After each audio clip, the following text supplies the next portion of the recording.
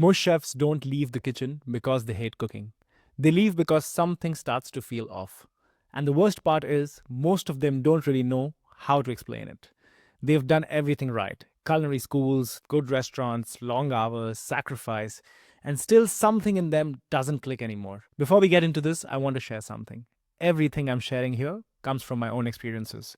From working in fine dining kitchens to stepping outside of them and realizing there were questions I had as a chef that no one was really answering. This podcast is me trying to explore those questions, not as someone who has everything figured out, but as someone still figuring it out in real time. You are listening to Fugitive Chefs, a podcast about what happens when chefs step outside the traditional kitchen path. I'm Furkan. I've worked in kitchens like Noma and Margarit's, and today I work outside the restaurant world, currently as a senior innovation chef at Kraft Heinz. Some episodes are conversations with chefs who have taken different paths. Others, like this one, are just me sharing what I'm seeing and questioning.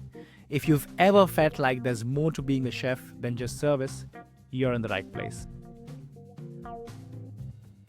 When you decide to become a chef, the path feels very clear. You go to culinary school, you join a good restaurant, you work your way up. Maybe one day you will run your own kitchen, and that's a dream everybody starts out with. So you're not alone if that's what your dream was. And for a while, all of this works because everything is new, you're learning, you're improving, you're technically chasing something, you have this North Star. But at some point, this progression of learning and wanting that slows down. And no one really talks about what happens then. At some point, for many of us, the question changes. It's no longer what can I learn here? It becomes, is this it? Is this it to what I was passionate for? Is this it for what I was aiming for? You're still kind of working hard, still doing service, still showing up, but the growth in this restaurant or whatever this environment in the kitchen is, it doesn't feel like growth anymore. And that's where it gets confusing because nothing is technically wrong. Technically, you're doing everything that you set out for.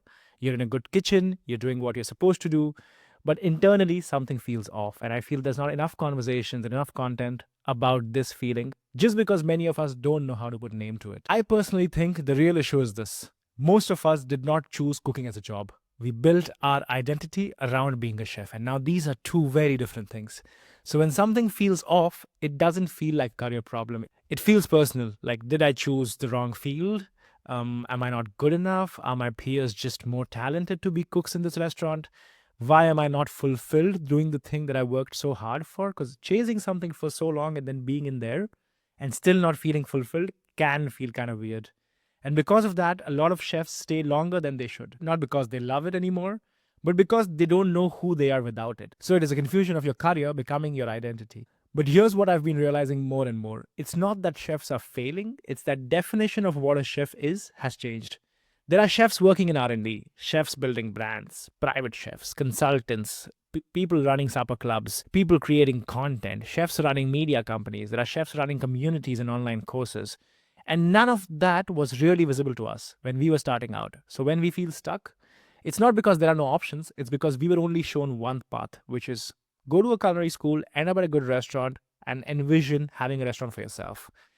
And I think this clash of identity and what you want, what one wants, and what their career should look like is happening now more than ever. And I feel it's because the industry is changing. Restaurants are really hard to sustain. You've seen all the news coming out in the recent weeks.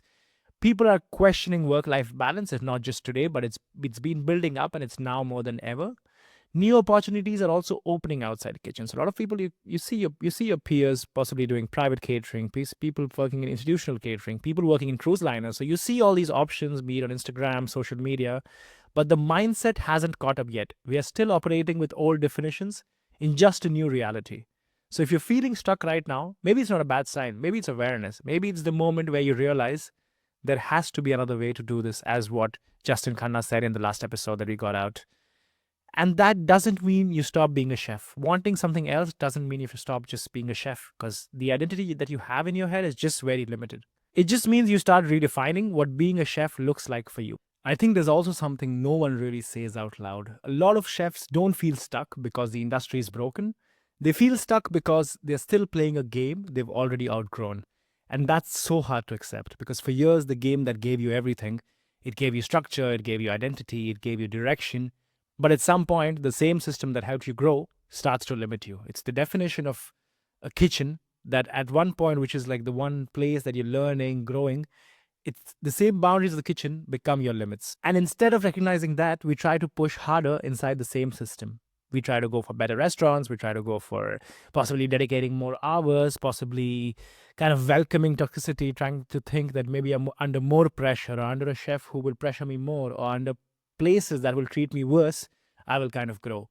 So hoping that something will change and continuing this circle, I don't think something's going to change. Because sometimes the problem isn't that you're not doing enough. It is that you're trying to grow in an environment that's no longer designed for where you are. And that's a very different problem to solve. If this is something you've been thinking about lately, feeling stuck, questioning your path, you're exactly why I started this podcast. And if you've been enjoying these conversations, the best way to support the show is simple. Follow it, rate it, or share it with someone who might need to hear this. It genuinely helps more chefs find these conversations. Before I end this, I want to leave you with something practical. Because it's one thing that you realize you're feeling stuck. Maybe that episode is not really helpful, because if I'm just calling out for things you're already feeling, I want to leave you with something that is more helpful. So if you're in that position right now, I would think about three things. The first is, what are you actually optimizing for? Because a lot of us are chasing progression without really asking what we want our life to look like. Is it money? Is it learning? Is it freedom? Is it recognition? Because depending on your answer, the right path looks completely different.